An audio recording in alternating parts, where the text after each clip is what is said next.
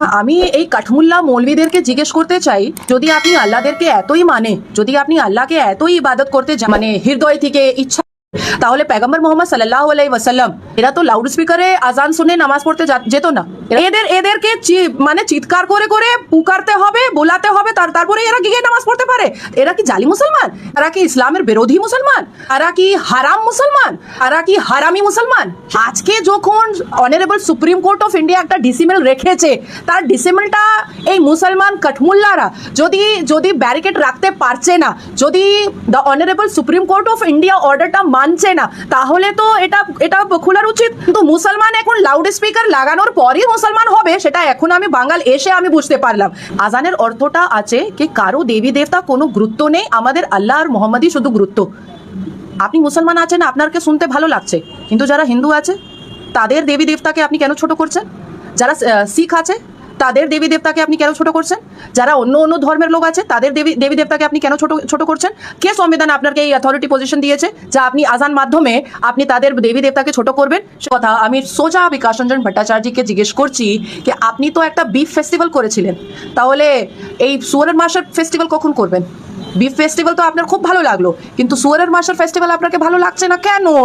আমি তো আগামী 2027-এ একটা পোর্ক আর পিগ মাস ফেস্ট করব, আর বিকাশ রঞ্জন ভট্টাচার্যকে আমি চিফ গেস্ট রাখবো। উনি আসবেন তো খেতে?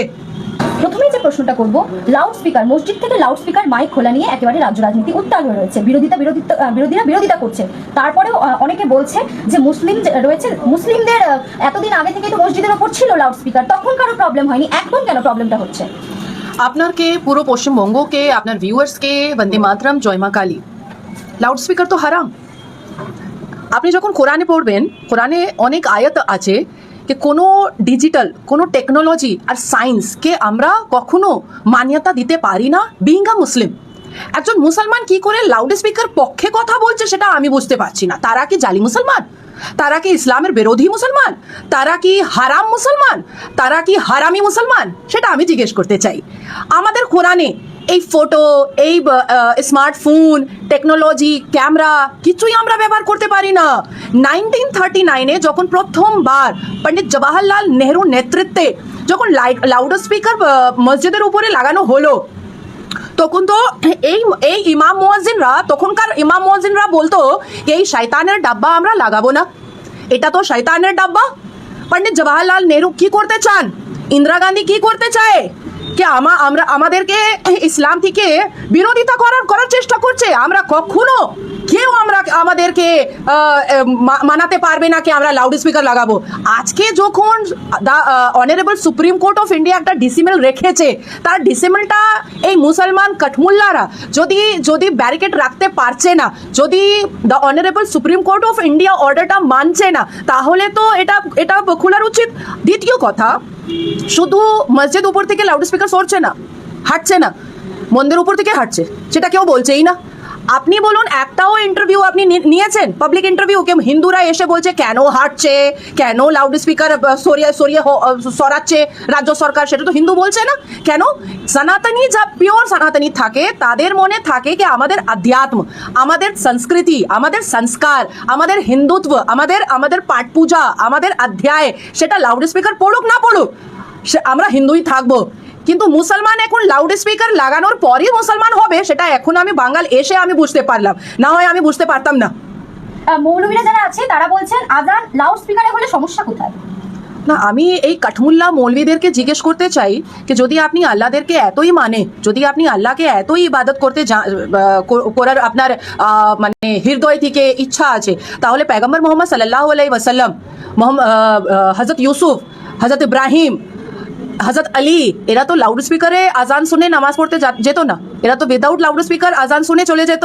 তারা জানতো কি কখন ইশার আজান আর কখন মাগরিবের নামাজ, কখন আপনার দুপুরবেলা নামাজ, সেটা তো জানতো। এদেরকে মানে চিৎকার করে করে পুকারতে হবে, বোলাতে হবে, তারপরে এরা গিয়ে নামাজ পড়তে পারে। এরা কি জালি মুসলমান? দ্বিতীয় কথা, কে এই যা আজান হয়, এই যা 5 টাইম আজান হয়, ফজর, জোহর, আসর, মাগরিব, এশা, এই আজানের অর্থটা কি? আজানের অর্থটা আছে কি কারো দেবী দেবতা কোনো গুরুত্ব নেই, আমাদের আল্লাহ আর মোহাম্মদই শুধু গুরুত্ব। আপনি মুসলমান আছেন, আপনাকে শুনতে ভালো লাগছে, কিন্তু যারা হিন্দু আছে তাদের দেবী দেবতাকে আপনি কেন ছোট করছেন? যারা শিখ আছে তাদের দেবী দেবতাকে আপনি কেন ছোট করছেন? যারা অন্য অন্য ধর্মের লোক আছে তাদের দেবী দেবতাকে আপনি কেন ছোট ছোট করছেন? কে সংবিধান আপনাকে এই অথরিটি পজিশন দিয়েছে যা আপনি আজান মাধ্যমে আপনি তাদের দেবী দেবতাকে ছোট করবেন? সেটা আমি একজন মহিলা হয়, ভারতীয় নারী হয়, আমি তো স্বীকার করতে পারবো না। ঠিক করেছেন, যা হয়েছে সেটা ঠিক হচ্ছে। আপনিও একজন আইনজীবী এবং আমরা দেখলাম বিকাশ রঞ্জন ভট্টাচার্য, তিনিও খুব নামকরা আইনজীবী। তিনি বলছেন লাউড স্পিকার যদি মসজিদ থেকে খোলা হয় তাহলে আমি বাঙালিদের দুর্গাপূজা, হিন্দুদের দুর্গাপূজার লাউড স্পিকার বাজানো নিয়ে মামলা করব। এখন মহরমে অনেক লাউড স্পিকার ডিজে হয়েছে, বিকাশ রঞ্জন ভট্টাচার্য কিছু বলেছেন? এখন মহরম নিয়ে অনেক ঢোল বাজা তাসা হয়েছে, বিকাশ রঞ্জন ভট্টাচার্য কিছু বলেছেন?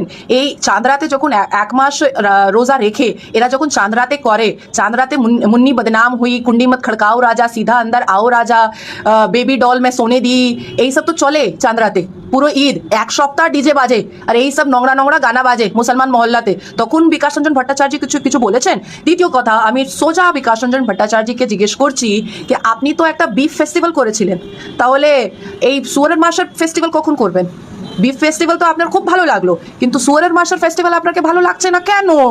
আমি তো আগামী 2027-এ একটা পোর্ক আর পিগ মাস ফেস্ট করব, আর বিকাশ রঞ্জন ভট্টাচার্যকে আমি চিফ গেস্ট রাখবো। উনি আসবেন তো খেতে? দিদি, অন্যদিকে আমরা দেখলাম যে অনন্ত মহারাজ, তাকে নিয়ে এখন সোশ্যাল মিডিয়া, সমাজ মাধ্যম একেবারে উত্তাল হয়ে রয়েছে। তিনি একটা মন্তব্য করেছেন নেতাজির বিরুদ্ধে এবং নেতাজিকে, যিনি আমাদের গর্ব, তাকে অপমান করেছেন। সেই বিষয়ে কি বলবেন? দেখুন, আমাদের প্রিয় মুখ্যমন্ত্রী শুভেন্দু অধিকারী দাদা যা নির্ণয়টা নিয়েছেন সেটা অনেক গুরুত্বপূর্ণ নির্ণয়। আর সকালে দুটা ডিবেটে আমি ছিলাম ন্যাশনাল নিউজে, যা জায়গাতে অনেক প্রশংসা, অনেক রেসপেক্ট শুভেন্দু অধিকারী দাদাকে দেওয়া হচ্ছে। কেন? ভারতীয় জনতা পার্টি একটা এমপি কোনোদিন এত বড় ফ্রিডম ফাইটারকে অপমানিত করতে অপমানিত করা ঠিক নেই। দ্বিতীয় কথা আমি বলবো কি আজাদ হিন্দ ফৌজ যা বানিয়েছিলেন, নেতাজি সুভাষচন্দ্র বোস নামটা শুনে যাভাবে ব্রিটিশ প্যান্টে সুসু করে দিত, নেতাজি সুভাষচন্দ্র বোসের নামটা শুনে যাভাবে বিরোধী দলরা আর ব্রিটিশদের হাড় কাঁপতো, এই নেতাজি সুভাষচন্দ্র বোস আজাদ হিন্দ ফৌজ বানিয়ে এই আমাদের ভারতকে ফ্রিডমের একটা ড্রিম দেখিয়েছিলেন, কাজ করেছেন। তার বিরুদ্ধে একটাও কথা আমাদের আদরণীয় প্রধানমন্ত্রী, আমাদের মোটা ভাই গৃহমন্ত্রী আর আমাদের প্রিয় মুখ্যমন্ত্রী শুভেন্দু অধিকারী দাদা শুনতে পারবেন না।